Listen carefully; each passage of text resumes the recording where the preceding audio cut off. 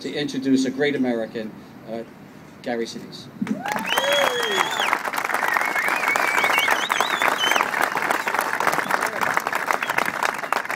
Thank you very much.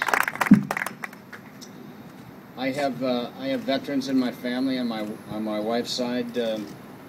Vietnam veterans. Her two brothers served in Vietnam. Her sister was a captain in the Army. Her sister's husband, a Vietnam veteran, served for 24 years. He was a medic in Vietnam. On my side of the family, I have two of my uncles were in World War II. My dad served in the Navy. My grandfather was in the Army in World War I. I have veterans kind of all around me, and I have great respect for those who serve. I got involved with many Vietnam veterans groups back in the early 80s, supporting them in the Chicago area where I grew up.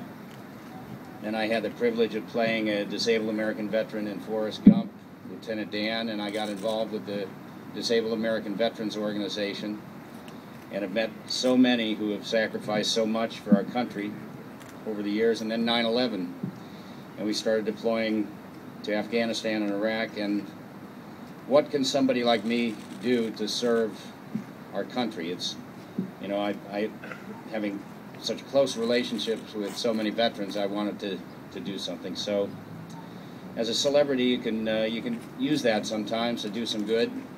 And so I started visiting our troops in Afghanistan and Iraq, and I had some musicians I played with.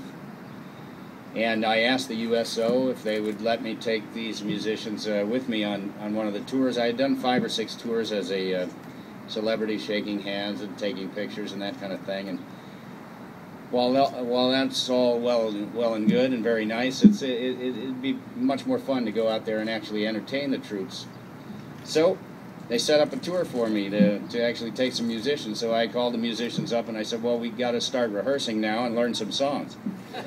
So we started rehearsing, and we did our first tour overseas in 2004 to Korea, Singapore, Diego Garcia, and we've been touring ever since for the USO. We do probably 30 to 40 shows a year. It's what I do for fun, and it's a way to give back. It's a good, fun way to support our men and women in uniform. And over the years, having done so many things, I've met so many wonderful people who are doing similar things to try and show support, and have gotten involved in various organizations along the way and various charities along the way. When I met my great friends in the fire department in New York, they got me involved in certain things. They introduced me to Frank. That led to building a home for our first quadruple amputee, Brendan Morocco, in Staten Island. And now we find ourselves here in St. Louis to do the same thing for Todd Nicely. It's a good feeling to be able to do something and to know that there's something that you can do. And believe me, I'm just one of several thousand people and organizations out there that are trying to do good things. So getting involved with them, and if I can bring a little awareness and a little attention to some of these organizations because I happen to be on television or in the movies, that's a good thing. That's a way to use that celebrity to help some people out. One of the great moments that I can remember is playing a concert in Las Vegas just last Veterans Day. And I was up on the stage. We were playing for about 150 wounded warriors and their families. We were playing a song by Mariah Carey called Hero, and we do it. It's got a special meaning, I think, to our service members when we play it. And I was kind of hanging back. I'm the bass player in the band, so I don't step forward all the time. I'm kind of hanging back by my amplifier and just playing along while the singer sings the song. And I noticed the audience all standing up and looking to their right. And they're all standing up. They start cheering during the song. And so I stepped forward because I couldn't quite see around the side of the stage, and I stepped forward, and Todd Nicely and his wife Crystal were standing up dancing in the aisles, and everyone was cheering for them, and that was their first dance that they'd had. So I think it's very important for me to introduce Crystal and bring her up here to stand by. Come on up here, Crystal. She deserves to be up.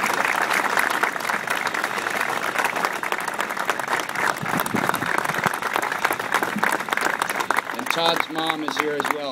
Let's bring her up here. Come on up here, Mom. You got to be up here with your son.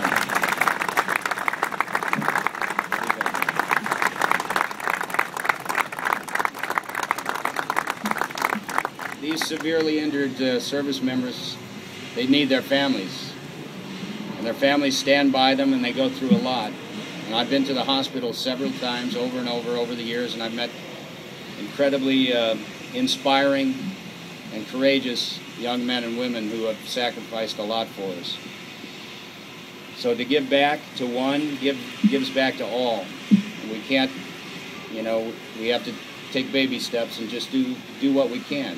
Pick your battles, reach out, help those in your communities who need help.